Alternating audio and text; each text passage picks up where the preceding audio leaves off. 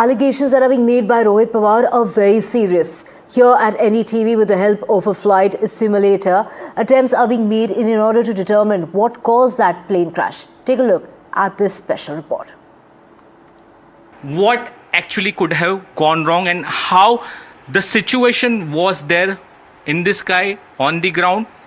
Here it's the similar aircraft which Ajit Pawar was flying, and we'll also show our viewers exactly the same place of Baramati, the same runway, and actually the visual representation that what could have happened. So thank you so much for talking to NDTV. Thank you so much. I am Squadron Ajit Pawar. I am the founder of Yoskai's Aviation Center, and thank you to NDTV for visiting us to give us a chance to explain what could have happened. I would like to bring to the attention of the viewers once again that we are proud to say that we have managed to get the real aircraft Learjet here as well as the Baramati airport, so that the simulation is quite close to the real thing. I would like to show you the other parameters we have set to bring it as close as possible to reality. So if you can take a look at the screen where we have set the simulator. So in the simulator, if you see, this is the Baramati runway. You can see the headings shown here on the map. That is runway 11 and 29. I am sure these two figures have become very famous now. This is the aircraft we have positioned. On the map, you can see it is short of the runway by 3 nautical miles.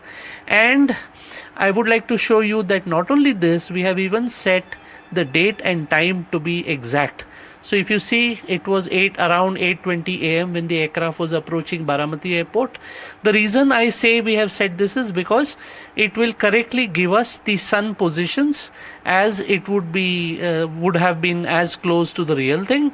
Secondly, what we have done is, as you would have heard so far, that this runway is what is called as a VFR, which is a visual flight rules airport.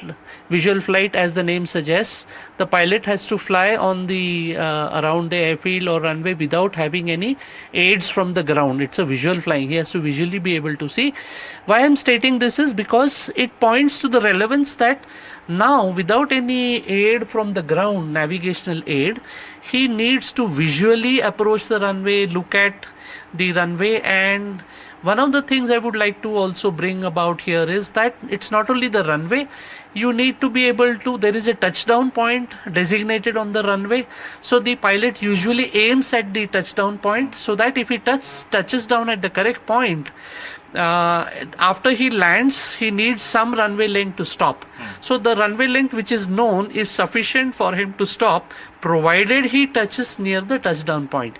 So here I would like to bring about that this is my thought, that though the runway could have been partially visible as we would see over here, it was necessary also for him to be able to see the runway markings. So can we, right now we are 3 nautical miles away from the runway.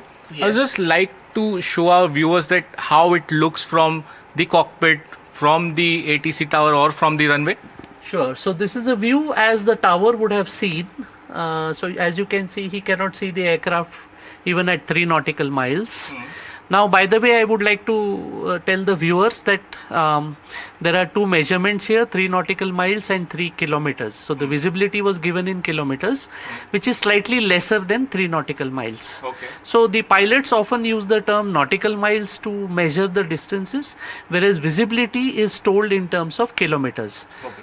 So right now this is from as view. the ATC would, as the air traffic control would see it. This is back to the aircraft view.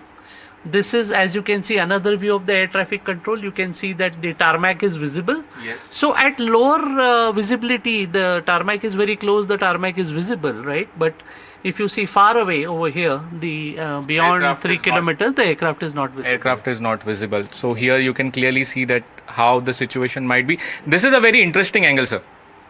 Sure. So this is from the tail of the aircraft, and the reason we are showing this is that you should also note that this aircraft had 2 jet engines which were towards the tail of the aircraft. Unlike the common aircraft, I mean, I'm not saying this is a very uncommon configuration, but these are the more common configuration is the engines being on the wing. However, here it is a tail mounted two jet engines. So I am sure that the court of inquiry will take the characteristics, the performance of this aircraft with respect to this configuration.